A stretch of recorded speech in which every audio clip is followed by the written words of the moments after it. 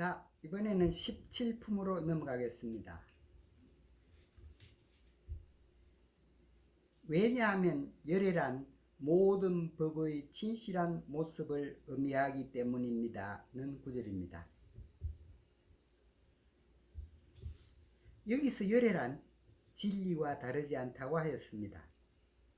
더욱이 진리 알파와 하나 되면 저절로 진리의 작용 베타가 나타나서 한 생각 따라 진리가 둔갑하여 이 세상 모든 것, 곧 일체법을 전개한다고 하였습니다. 그러므로 일체법은 진리인 열애와 다르지 않습니다. 결국 열애가 일체법의 진실한 모습임을 알 수 있는 것입니다. 그 다음 구절로 넘어가겠습니다. 열애께서 얻은 가장 높고 바른 깨달음, 그 가운데는 참된 것도 없고 허망한 것도 없느니라.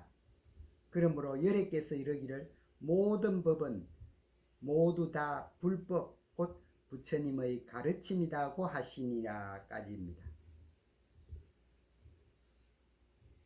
이미 14품에서 언급한 바와 같이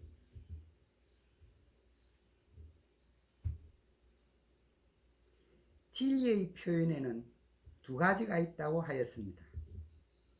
예를 들면 참된 것도 아니고 허망한 것도 아니라는 것은 참된 것인 동시에 허망한 것이라는 의미였습니다. 이 말은 참된 것이든 허망한 것이든 관계없이 모든 것이 가장 높고 바른 깨달음인 진리요 불법이라는 뜻입니다. 왜냐하면 참된 것도 허망한 것도 전부 다 진리이기 때문입니다. 그러므로 모든 법은 다 불법, 곧 부처님의 가르침인 진리인 것입니다.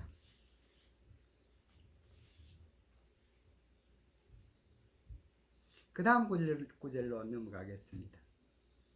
일체법이라는 것은 곧 일체법이 아니므로 그 이름이 일체법이니라는 구절입니다. 여기서 일체법은 진리의 작용 베타에서 진리가 둔갑해 나타나는 것이므로 진리와 다르지 않습니다. 더욱이 진리는 일체를 부정하므로 마치 텅 빈 흑공과 같다고 하였습니다. 그러므로 일체법도 진리에서 벗어난 허망한 것으로 이름뿐인 것입니다. 그 다음 구절로 넘어가겠습니다. 비유하건대 사람의 몸이 대단히 크다는 것과도 같느니라. 그렇습니다. 사람의 몸이 크다는 것은 곧 큰 몸이 아니라 그 이름이 큰 몸입니다는 구절입니다.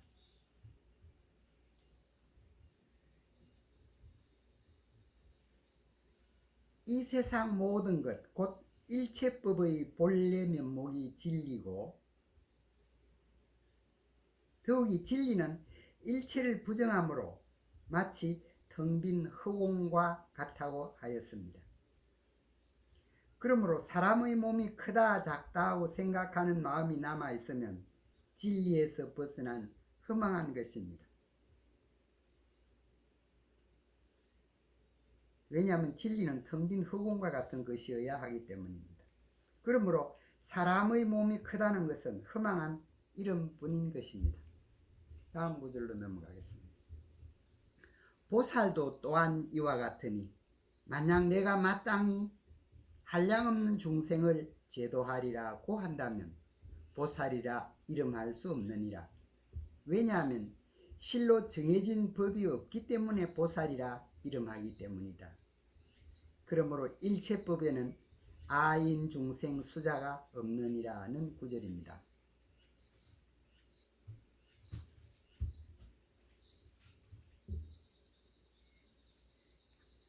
보살은 진리를 깨달은 사람입니다. 더욱이 진리는 일체를 부정하므로 정해진 법이 없기 때문에 마치 텅 빈 흑공과 같다고 하였습니다. 그러므로 중생을 제도한다는 생각이 있으면 텅 빈 허공과 같은 진리에서 벗어나 버립니다. 또 일체법의 본래 면목이 진리였으며 진리는 일체를 부정하기 때문에 아인, 중생, 수자상이 있을 수 없는 것입니다. 여기서 일체법이란 말에 주의해야 합니다. 우리가 견문각지하는, 우리가 느끼는 인연 따라 변하는 허망한 이 세상 모든 것이 일체법이라고 하지만은 진리의 눈으로 보면 나를 포함한 일체법이 진리로 여여부동한 것입니다. 즉 우리 눈으로 보면 허망하게 보이지만은 진리의 눈으로 보면은 진리 자체로서 여여부동하다는 것입니다. 즉 일체법은 중생의 눈으로 보면 인연 따라 변하는 것이요 진리의 눈으로 보면은 여여부동한 것입니다. 그러므로 일체법은 인연 따라 변하는 그대로 여여부동한 진리인 것입니다. 그러면 왜 우리 눈에는 무상히 변하는 것으로 보이는가? 우리가 중생으로 진리를 모르기 때문에 잘 못 보고 있는 것이라는 의미입니다. 자, 그 다음 구절로 넘어가겠습니다.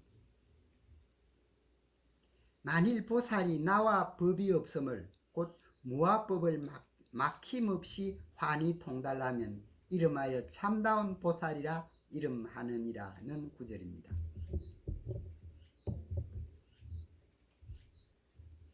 보살은 진리를 깨친 자를 말한다고 하였습니다.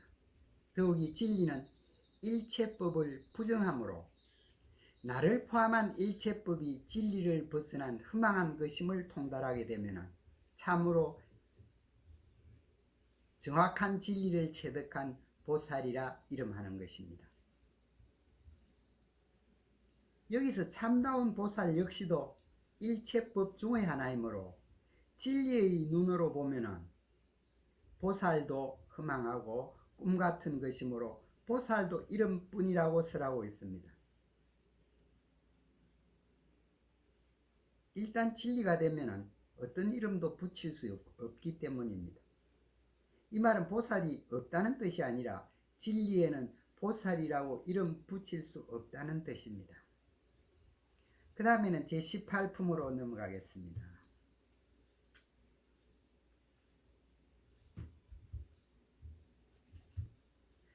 항아 가운데 있는 모래를 부처님이 모래라고 말한 적이 있느냐? 그라옵니다. 예래께서 모래라고 하셨습니다는 구절입니다. 부처님은 육안, 천안, 해안, 법안, 불안의 오안이 있지만은 우리 중생과 똑같이 동일하게 모래를 모래라고 보는 것입니다. 부처님의 오안은 우리가 생각하면 기적이요. 그러나 기적은 눈에만 있는 것이 아닙니다. 본성인 진리가 휴식할 때는, 즉 잠을 잘 때는 우리 몸은 육체라는 말은 고기육과 몸체로서 고기덩어리라는 말입니다. 우리는 잠을 잘 때 가만 보면 우리 몸은 고기덩어리입니다. 아무것도 모르죠. 고기덩어리지만 본성인 진리가 깨어나면, 즉 정신이 들면 고기덩어리인 육체는 울고 웃고 돈 벌고 보고 듣고 사랑하고 싸움하고 말할 수 없이 많은 일을 해냅니다. 이와 같이 본성이 작용하면 엄청난 일을 하게 되는데 이것이야말로 참다운 기적이라고 할 수 있는 것입니다. 본성을 찾아보면 텅 빈 허공과 같은데 이것이 동작을 하면 사람이 밥 한 그릇 먹고 오만 짓을 하죠. 이것이 자체가 기적이라는 것입니다. 자, 그 다음 구절로 넘어가겠습니다. 그렇게 많은 국토 가운데 있는 중생들의 여러 가지 마음을 열애는 다 아느니라. 왜냐하면 열애께서 말씀하신 모든 마음은 다 마음이 아니고 그 이름이 마음이기 때문이라. 왜냐하면 과거의 마음도 얻을 수 없고 현재의 마음도 얻을 수 없고 미래의 마음도 얻을 수 없기 때문입니다는 구절입니다. 여기서 마음은 분별 시비하는 우리 중생심을 의미합니다. 그런데 이 세상 모든 것이 진리가 둔갑해서 나타났으므로 중생심 역시 그 본질은 진리입니다.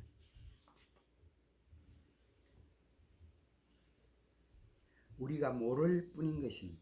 더욱이 진리는 일체법을 부정하므로 현재, 과거, 미래의 어떤 마음도 이 진리에는 붙을 수 없는 것입니다.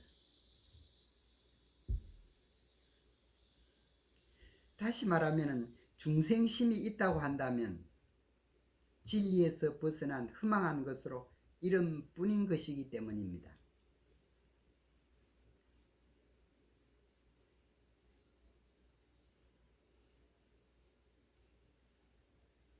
일단 중생심도 진리가 되면 중생심이라 이름 붙일 수 없다는 것입니다. 그러므로 부처님은 중생의 분별 시비하는 모든 마음이 허망한 것임을 다 안다고 설하고 있는 것입니다. 여기서 부처님이란 우리의 본성, 곧 우리의 본래 마음입니다. 그러므로 우리가 있는 한 부처님은 우리의 모든 것을 다 아는 것입니다. 우리 몸속에 있는 것이 본성입니다. 그러니까 우리가 보고 듣고 행동하는 모든 것을 모두 다 잘 알고 있는 것입니다. 그 다음 19품으로 넘어가겠습니다.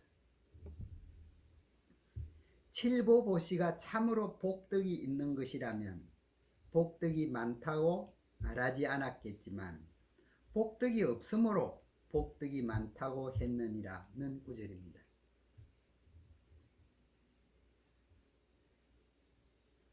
진리는 일체를 부정하기 때문에 칠보보시의 공덕 역시 진리에서 벗어난 것으로 다 쓰고 나면 사라지는 유루복입니다. 진리와 하나 되어 진리의 작용이 나타나면 서도 끝이 없는 무루복은 일체를 부정하는 진리의 복이기 때문에 많다 적다 표현할 수 없는 것이지만 유루복은 진리를 벗어난 복덕이므로 분별 시비하여 많다 적다고 표현할 수 있는 것입니다. 진리는 분별 시비할 수 없는 것입니다. 텅 빈 흑원과 같기 때문이죠. 즉 많다 적다고 표현할 수 있는 것은 진리에서 벗어난 허망한 복덕임을 알 수 있습니다. 그러므로 진리에서 보면 칠보보시는 참다운 복덕이 없으므로 복덕이 많다고 표현했다고 설하고 있는 것입니다. 그 다음 20품으로 넘어가겠습니다. 신체적 특징을 갖추었다고 열애라고 볼 수 있겠는가? 아닙니다. 왜냐하면 열애께서 설하신 신체적 특징을 갖추었다는 것은 신체적 특징을 갖춘 것이 아니라 그 이름이 신체적 특징을 갖춘 것이기 때문입니다. 라는 구절입니다. 여기서 신상 곧 32상에 해당하는 신체적 특징은 열애가 외적으로 갖춘 32상을 말합니다.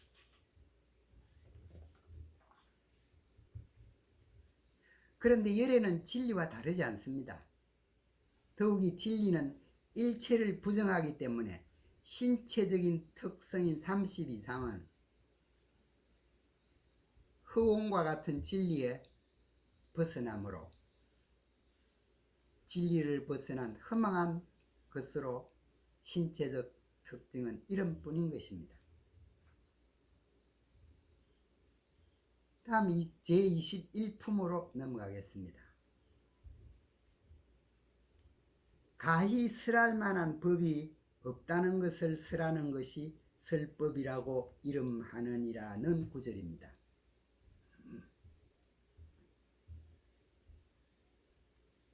여기서 열애의 설법이란 진리를 설하는 것입니다. 그런데 진리는 일체법을 부정하는 것이었습니다. 그러므로 일체법을 부정하는 것 혹은 설할 만한 법이 없다고 설하면 진리를 설한 것이 되기 때문에 이것을 이름하여 설법이라고 합니다. 이와 같이 열애는 일체를 부정하는 것을 설하기 때문에 열애가 설한 어떤 법이 있다고 하면 곧 열애를 비방하는 것이 되고 열애가 설한 바를 이해하지 못하는 것이 되는 것입니다. 그 다음 구절로 넘어가겠습니다. 수보리야 저들은 중생이 아니고 중생 아님도 아니라 그 이름이 중생이니라는 구절입니다. 금강경 필수이치에서 이 세상 모든 것의 본래 모습이 진리와 다르지 않다고 하였습니다. 그러므로 중생 역시 진리입니다.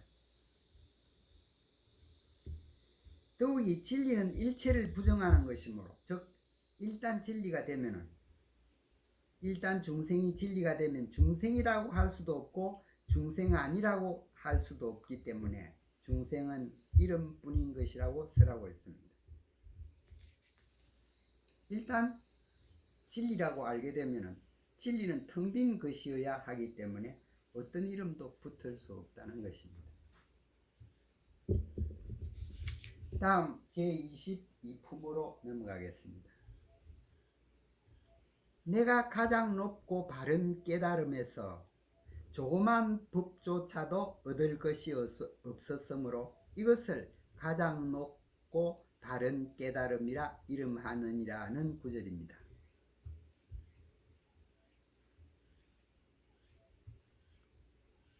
여기서 가장 높고 바른 깨달음이란 진리와 하나 되었을 때를 의미하고 있습니다. 그런데 진리는 일체를 부정하는 것으로 마치 텅 빈 허공과 같다고 하였습니다. 그러므로 가장 높고 바른 깨달음은 이름뿐인 것입니다. 일단 진리인 줄 알면 어떤 이름도 붙을 수 없기 때문입니다. 그러므로 깨달음인 진리에서는 조그마한 법조차도 얻을 것이 없다고 설하고 있는 것입니다. 다음은 제23품으로 넘어가겠습니다.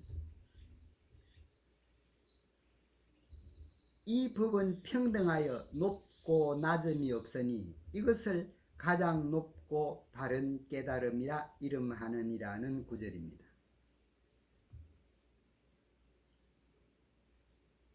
진리가 둔갑하여 일체법이 나타났기 때문에 일체법은 진리와 다르지 않다고 하였습니다. 다시 말하면 진리의 눈으로 보면 이 세상 모든 것이 진리요 열애라는 뜻으로 이 세상 두두물물이 열애요 미혹이 그대로 진리인 깨달음이며 유의법이 그대로 진리인 무의법이며 중생이 그대로 진리인 열애인 것입니다. 이와 같이 모든 것이 현재 있는 모습 그대로 모두가 진리 하나로 평등하여 높고 낮음이 없는 것입니다. 이렇게 깨닫는 것이 가장 높고 바른 깨달음인 것입니다. 그러나 이 깨달음은 진리의 다른 이름이요 일단 진리가 되면 어떤 이름도 붙을 수 없으므로 가장 높고 바른 깨달음도 이름뿐인 허망한 것이라고 설하는 것입니다. 다음 구절로 넘어가겠습니다. 아인 중생 수자도 없이 일체 선법을 닦으면 곧 가장 높고 바른 깨달음을 얻느니라는 구절입니다. 여기서 가장 높고 바른 깨달음이 진리와 다르지 않다고 하였습니다. 그런데 진리는 일체를 부정하므로 아인 중생 수자가 붙을 수 없습니다.